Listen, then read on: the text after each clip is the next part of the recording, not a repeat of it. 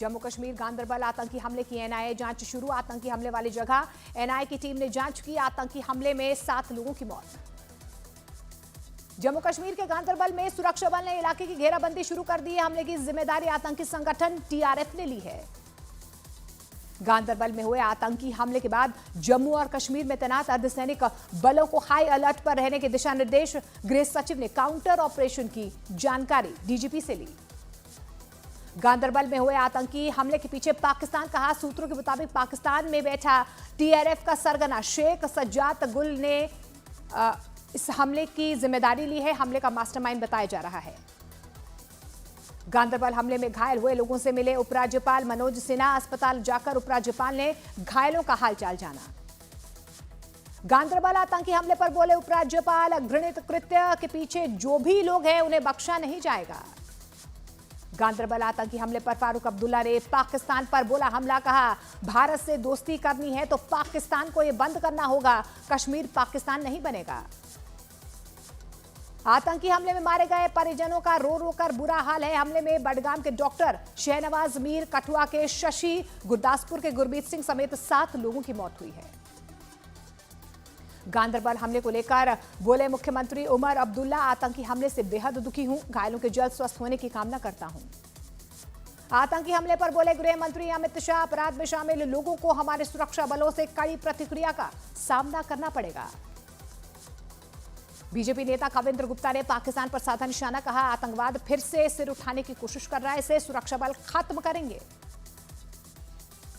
Rohini blast की FIR में बड़ा पर्दाफाश हुआ है। धमाके से स्कूल की दीवार में बड़ा छेद हुआ है। धमाके की जगह पर भारी मात्रा में सफेद पाउडर मिला है। दिल्ली के रोहिणी में हुए धमाके की जांच और ज्यादा तेज हो गई है। दिल्ली पुलिस ने टेलीग्राम ऐप से जस्टिस लीग इंडिया चैनल की जानकारी मांगी है। जस्टिस लीग इंडिया चैनल पर डाला गया था धमाके का वीडियो। दिल्ली में स्कूल के बाहर विस्फोट मामले में कई सीसीटीवी फुटेज खंगाले जा रहे हैं। सूत्रों के मुताबिक नक्सल एंगल पर भी जांच की जा रही है।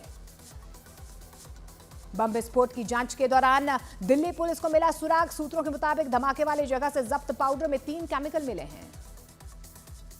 दिल्ली रोहिणी ब्लास्ट की जांच जारी। सीआरपीएफ की टीम ने मौके पर जाकर जांच की है। कल रोहिणी में स्कूल के पास धमाका हुआ था।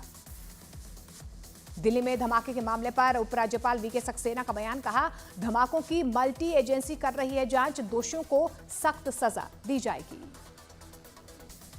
दिल्ली ब्लास्ट मामले में न्यूज 18 इंडिया के पास एक्सक्लूसिव जानकारी है। धमाके के लिए 3 किलो विस्फोटक का इस्तेमाल किया गया। केंद्रीय गृह मंत्री अमित शाह ने पुलिस स्मृति दिवस पर शहीदों को श्रद्धांजलि अर्पित की है। राष्ट्रीय पुलिस स्मारक पर शहीदों को श्रद्धांजलि दी। पुलिस स्मृति दिवस पर मुख्यमंत्री योगी आदित्यनाथ ने दी शहीदों को श्रद्धांजलि। लखनऊ में रिजर्व पुलिस लाइंस में पुलिस स्मृति दिवस पर आयोजित कार्यक्रम में शामिल हुए। विमान में बम की धमकी के मामले में गृह मंत्रालय ने बड़ी बैठक की है। गृह सचिव ने सीआईएसएफ के डीजी समेत अन्य अधिकारियों से जानकारी ली है। बैठक में अब तक की जांच पर रिपोर्ट दी गई है। वीजापुर में सुरक्षा बलों की बड़ी कामयाबी, 5 किलो का आईईडी बरामद किया गया है। माओवादियों ने लगाया था आईईडी। झारखंड के गढ़वा में माओवादियों की बड़ी साजिश नाकाम हुई है। सर्च ऑपरेशन के दौरान 3 किलो आईईडी बम डिफ्यूज किया गया। झारखंड के पश्चिमी सिंहभूम में सुरक्षा बलों को मिली बड़ी कामयाबी, नक्सलियों के 2 राइफल जंगल से बरामद। बहराइच में बुलडोजर एक्शन पर रोक, हाईकोर्ट लखनऊ बेंच ने 15 दिन के लिए स्टे लगा दिया है। बुधवार को होगी इस मामले की सुनवाई। दिल्ली में कॉन्क्लेव में शामिल हुए प्रधानमंत्री नरेंद्र मोदी। प्रधानमंत्री नरेंद्र मोदी ने कहा दुनिया का वर्तमान और भविष्य एआई से जुड़ा हुआ है। भारत के पास डबल एआई की ताकत है। कनाडा में भारतीय उच्चायुक्त ने कनाडा की ट्रूडो सरकार पर पलटवार किया है। ट्रूडो सरकार के आरोपों को भारतीय उच्चायुक्त संजय कुमार ने राजनीति से प्रेरित बताया। बहराइच की घटना पर समाजवादी पार्टी के अध्यक्ष अखिलेश यादव ने बीजेपी पर साधा निशाना। कहा बीजेपी ने जानबूझकर दंगा करवाया। समाजवादी पार्टी के नेता रामगोपाल यादव पर लगे चीफ जस्टिस को लेकर आपत्तिजनक बातें कहने का आरोप, विवाद बढ़ने पर दी सफाई। कहा मुझसे सीजेआई के बारे में नहीं हुए थे कोई सवाल। झारखंड में आरजेडी के बाद अब सीपीआई भी जेएमएम से नाराज नजर आ रही है। आरजेडी और सीपीआई दोनों ने कहा है कि अगर 24 घंटे में गठबंधन के अंदर नहीं बनी बात तो अपनी अपनी विधानसभा सीटों पर लड़ेंगे चुनाव। महाराष्ट्र में विधानसभा सीटों को लेकर उद्धव गुट और कांग्रेस आमने सामने। सीट शेयरिंग के फॉर्मूले को लेकर उद्धव गुट और कांग्रेस में बड़ा मतभेद सामने आया है। उत्तर प्रदेश उपचुनाव में कांग्रेस और समाजवादी पार्टी गठबंधन को झटका। समाजवादी पार्टी के एक तरफा उम्मीदवारों के ऐलान से कांग्रेस नाराज। सूत्रों के मुताबिक कांग्रेस गाजियाबाद और खैर की सीट पर नहीं लड़ेगी चुनाव। महाराष्ट्र विधानसभा चुनावों के लिए बीजेपी की पहली लिस्ट जारी। पहली सूची में 99 कैंडिडेट्स के नाम। कांग्रेस ने असम और मध्य प्रदेश विधानसभा सीटों पर उपचुनाव के लिए उम्मीदवारों का ऐलान कर दिया है। असम की 4 सीट और मध्य प्रदेश की 2 सीटों पर उम्मीदवार की घोषणा। हरियाणा में विभागों का बंटवारा हुआ है। सीएम नायब सैनी को गृह, कानून और वित्त मंत्रालय मिला है। अनिल विज को बिजली और ट्रांसपोर्ट मंत्रालय दिया गया। दिल्ली में आज भी हवा की गुणवत्ता में सुधार नहीं है। दिल्ली के कई इलाकों में हवा की क्वालिटी बेहद खराब श्रेणी में दर्ज की गई। दिल्ली में हवा से लेकर पानी तक प्रदूषित। दिल्ली की यमुना नदी रोज यमुना नदी पर नजर आ रहा है जहरीला झाग। दिल्ली के प्रदूषण पर बड़ा सियासी संग्राम। बीजेपी ने यमुना की नदी पर आम आदमी पार्टी को घेरा है। बीजेपी नेता हरीश खुराना ने कहा, यमुना की सफाई पर खर्च हुए 8500 करोड़ रुपए कहां गए। शिमला में संजौली मस्जिद का अवैध हिस्से को तोड़ा जा रहा है। वक्फ बोर्ड ने मस्जिद कमेटी को अवैध निर्माण गिराने को कहा था।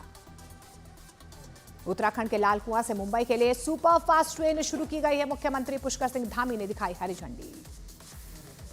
महाराष्ट्र के रायगढ़ होम स्टे की मालकिन को 3 लड़कों ने एसयूवी से कुचल दिया है। किराए को लेकर मालकिन से लड़कों का विवाद हुआ था। एक आरोपी गिरफ्तार, 2 की तलाश। मथुरा में यमुना एक्सप्रेसवे पर हुआ दर्दनाक सड़क हादसा। कार के पीछे से अज्ञात वाहन ने मारी टक्कर। हादसे में 3 लोगों की मौके पर मौत। उत्तर प्रदेश के नोएडा में निर्माणाधीन इमारत की शटरिंग गिरने से 4 मजदूर घायल। इमारत के ऊपर फंसे मजदूर को फायर ब्रिगेड ने बचाया। संभल में समाजवादी पार्टी के दफ्तर और पूर्व मंत्री अकीरुल रहमान के घर पर बिजली चोरी पकड़ी गई है। बिजली चेकिंग अभियान के तहत दर्ज हुए मामले। एनसीपी नेता बाबा सिद्दीकी की हत्या मामले में आरोपी को 26 अक्टूबर तक मुंबई क्राइम ब्रांच की हिरासत में भेजा गया। बाबा सिद्दीकी हत्या मामले में 10वीं गिरफ्तारी हुई है। नवी मुंबई के बेलापुर से आरोपी भगवंत सिंह को गिरफ्तार किया गया। बाबा सिद्दीकी के बेटे जिशान सिद्दीकी ने एक पोस्ट के जरिए पिता के हत्यारों को चुनौती दी है। उन्होंने लिखा, मेरे पिता को चुप करा दिया, लेकिन ये भूल जाते हैं कि वे एक शेर थे और मैं उनकी दहाड़ को अपने भीतर रखता हूं। बिहार के बेतिया में नदी में डूबी 3 स्कूली बच्चियां, 2 की मौत। पुलिस ने शव को कब्जे में ले लिया। सिवान में दिन दहाड़े गहनों की दुकान में लूट। करीब 20 लाख के गहनों पर चोरों ने हाथ साफ कर लिया है। सीसीटीवी में कैद हुई वारदात। उदयपुर में तेंदुए का आतंक देखने को मिला है। गांव में दिखे तेंदुए से खौफ में ग्रामीण।